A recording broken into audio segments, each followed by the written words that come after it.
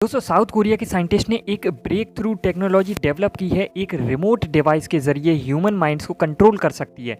ये technology future में medical treatments और न्यूरोलॉजिकल रिसर्च के लिए काफ़ी यूजफुल हो सकती है। दोस्तों अगर आपने अभी तक चैनल को सब्सक्राइब नहीं किया तो प्लीज़ ज़रूर से कर लीजिए। ये कैसे काम करती है, तो ये device primarily magneto electric nano particles यानी MENPS का यूज़ करती है। ये छोटे नैनो पार्टिकल्स होते हैं जो मैग्नेटिक फील्ड और इलेक्ट्रिक फील्ड के बीच इंटरेक्ट करते हैं। साइंटिस्ट एक मैग्नेटिक फील्ड जनरेट करते हैं जो इन नैनो पार्टिकल्स को एक्टिवेट करता है। जब ये मैग्नेटिक फील्ड ह्यूमन ब्रेन के स्पेसिफिक एरिया पर फोकस होती है तो ये नैनो पार्टिकल्स इलेक्ट्रिकली सिमुलेट करती हैं न्यूरॉन्स को। इस प्रोसेस से ब्रेन के स्पेसिफिक एरिया को सिमुलेट किया जा सकता है बिना इन्वेसिव सर्जरी के। ये स्पेसिफिक न्यूरल पाथवेज को टारगेट कर सकता है जो सर्टेन बिहेवियर्स या फंक्शंस कंट्रोल करते हैं। इस टेक्नोलॉजी से पार्किंसंस डिजीज और एपाइलेप्सी, हो सकता है मैंने गलत उच्चारण किया हो इस लप्सी का, और डिप्रेशन जैसी कंडीशंस का नॉन इन्वेसिव ट्रीटमेंट पॉसिबल हो सकता है। क्रॉनिक पेन के मैनेजमेंट के लिए भी ये यूज़फुल हो सकती है, जहां टारगेटेड न्यूरल सिमुलेशन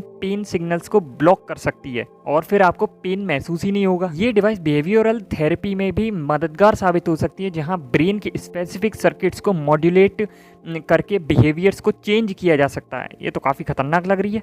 कुछ प्रॉब्लम्स भी हैं, जैसे कि माइंड कंट्रोल जब हम करते हैं तो ह्यूमन माइंड्स को रिमोटली कंट्रोल करने का कॉन्सेप्ट एथिकल क्वेश्चंस रेज कर सकता है। बिल्कुल करना भी चाहिए, जैसे कंसेंट और प्राइवेसी के इश्यूज़। इस टेक्नोलॉजी का मिसयूज़ भी एक कंसर्न है, जैसे अनऑथराइज्ड माइंड कंट्रोल या फिर बिहेवियरल जो होता है उसको मैनिपुलेट करना। तो भाई ये वास्तव में बहुत खतरनाक हो सकता है, जैसा अपन मूवीज़ में देखते थे ना कैसे माइंड को कंट्रोल कर लेते हैं। ये सब तो बहुत खतरनाक टेक्नोलॉजी है। ये जो डिवाइस है ये लॉन्ग रेंज लार्ज वॉल्यूम की भी कैपेसिटी रखती है। ये device Korea's institute of basic science IBS के रिसर्चर्स ने डेवलप की है। ये डिवाइस मैग्नेटिक फील्ड का यूज़ करके ह्यूमन ब्रेन को डिस्टेंस से मैनिपुलेट कर सकती है। ये चीज़ है ना जो डिस्टेंस से ही मैनिपुलेट करना, ये तो और गजब है। मतलब कुछ भी आपके माइंड में इंसर्ट करने की ज़रूरत ही नहीं है, ऐसे ही दूर से ही कर लेंगे मैनिपुलेट। साइंटिस्ट ने पहले इस टेक्नोलॉजी को फीमेल माइस पर टेस्ट किया, मैग्नेटिक फील्ड का यूज़ करके उसमें मैटरनल इंस्टिंक्ट्स इंड्यूस किए गए। कुछ लैब माइस को जो है स्पेसिफिक मैग्नेटिक फील्ड में एक्सपोज किया गया जो उनकी एपेटाइट रिड्यूस करने के लिए डिज़ाइन किए गए थे। इस टेस्ट का रिजल्ट ये हुआ कि माइस का जो बॉडी वेट है वो 10% रिड्यूस हो गया। अब इसके ह्यूमन ट्रायल्स होना बाकी है। रिसर्चर्स अब ह्यूमन ट्रायल्स प्लान कर रहे हैं ताकि इस टेक्नोलॉजी को ह्यूमन एप्लीकेशंस के लिए सेफ और इफेक्टिव बनाया जा सके।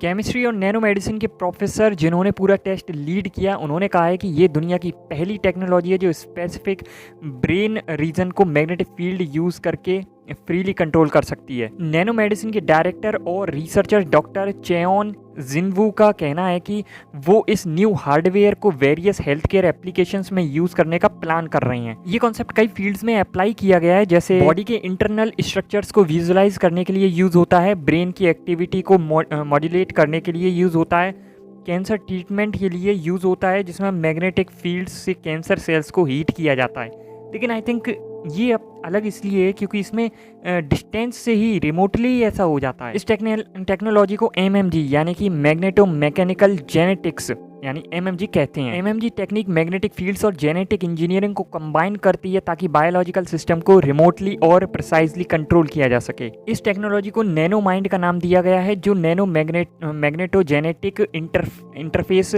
फॉर न्यूरोडायनेमिक्स का एब्रीवेशन है। तो ओवरऑल मुझे ये टेक्नोलॉजी यूजफुल तो लग रही है, पर उससे ज़्यादा खतरनाक भी लग रही है। आपका क्या मानना, कमेंट करके ज़रूर बताना। और अब तो ऐसे गेम्स भी बनने हैं कि आप उनको माइंड से कंट्रोल कर सकते हो। इसके बारे में मैंने वीडियो बनाई हुई है, आई बटन में आपको लिंक मिल जाएगा।